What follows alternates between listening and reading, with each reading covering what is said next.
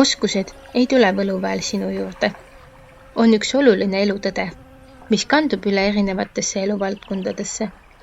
Olgu see siis töö, õppimine, hobid või isiklik areng.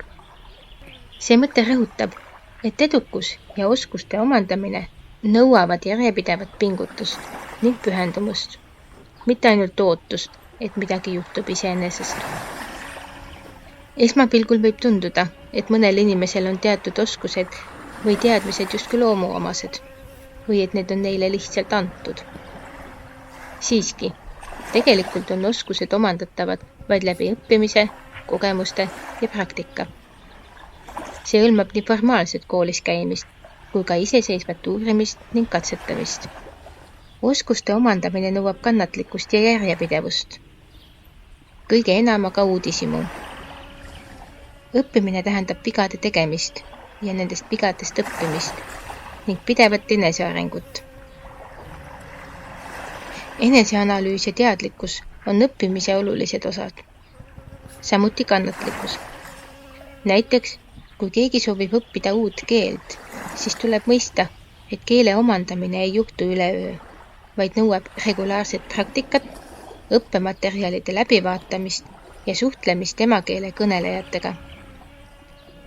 Õppimine on teadlik valik ja ei lõppe enne, kui lõpeb meie elutee. Lisaks individuaalsele pingutusele mängib olulist rolli ka väline tugi ja ressursid. Hea juhendaja, õpivahendid ja motiveeritud keskkond võivad kiirendada oskuste omandamist ning pakkuda tuge keeruliste väljakutsete korral.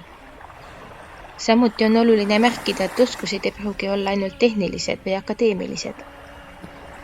Suhtlemisoskused ja probleemide lahendamise võimed, loominguline mõtlemine ja enesejuhtimine on kõik olulised oskused, mida saab arendada ja täiustada läbi pühendumise ja praktika.